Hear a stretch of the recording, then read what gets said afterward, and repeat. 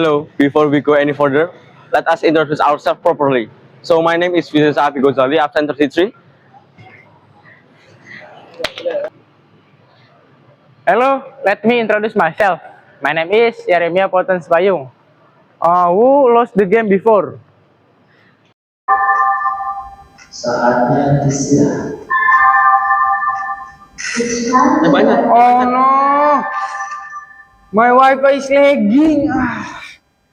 I'm dead because of this Wi-Fi stupid. Aduh. Wah. Oh no, my ping is red. A few minutes later.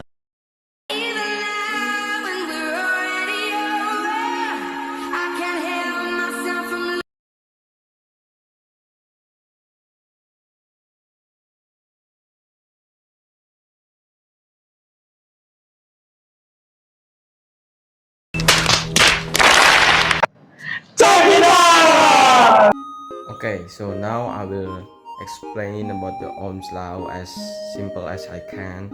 So Ohm law is there is a three objects such like a V is voltage, I is current, and then R is resistance.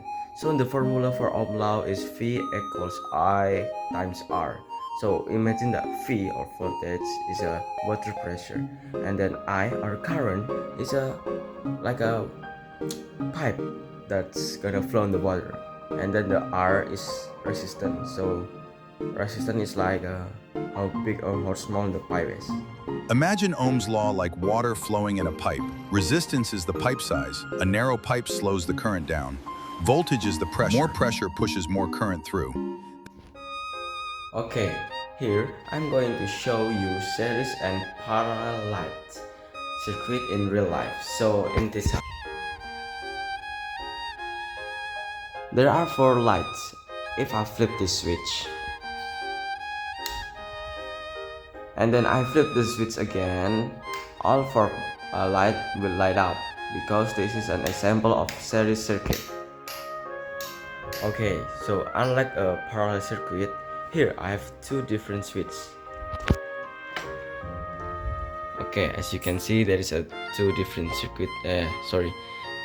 switch here, and this light are connected to the different brands. So if I press this switch, that light turn on, but if I press the other switch, this will be turned on. Now this is the example of parallel circuit. In our series circuit simulation or PET, we connected a battery, a switch, and lamp in a single continuous loop. When we close the switch, the electrons start to move. When we increase the battery voltage, the pressure pushes the electron much faster. The current increased and the lamp became very bright.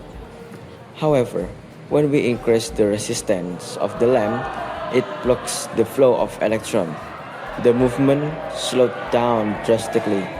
The ammeter dropped and the light became dim. This shows that in a series circuit, current is directly proportional to voltage but inversely proportional to resistance. Now, looking at our parallel circuit on the screen. The layout is different. The electricity is defined into spread branches. We have a 30-volt battery at the bottom supplying power to two different pans. The top branch has a lamp with 19 ohms of resistance, and the bottom branch has a lamp with 12 ohms. Because they are in parallel, both branches get the exact same 30 volt.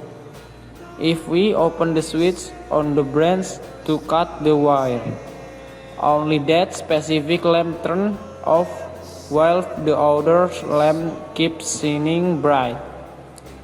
This happens because the electrical force disallows another independent pan to travel. Oke, selamat siang teman-teman dan Pak Aloy. Jadi pada kesempatan siang hari ini saya bersama Pak Dani mau bertanya tentang hambatan. Jadi Pak, hambatan itu apakah bisa mempengaruhi dari jaringan internet? Setahu saya, sebenarnya hambatan listrik dan hambatan internet itu berbeda, tapi internet itu mengalir lewat kabel, itu kabelnya aliran listrik. Jadi kalau kamu bertanya berpengaruh atau tidak, itu berpengaruh. Karena kalau hambatannya makin besar, berarti kan arus internetnya, jaringan internetnya makin lambat. Karena kan seperti listrik ya, kalau listrik ada arusnya, pasti ada hambatannya. Makanya kalau kabel internet semakin panjang, beberapa kilometer itu, maka dia akan mengalami namanya redaman. Redam itu latensi. Latensi itu berarti kehilangan loss-nya.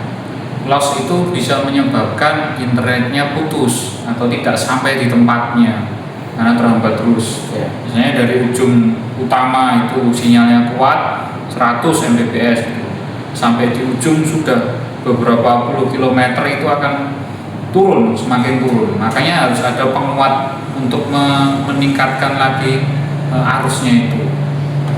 Jadi jawabannya adalah berpengaruh.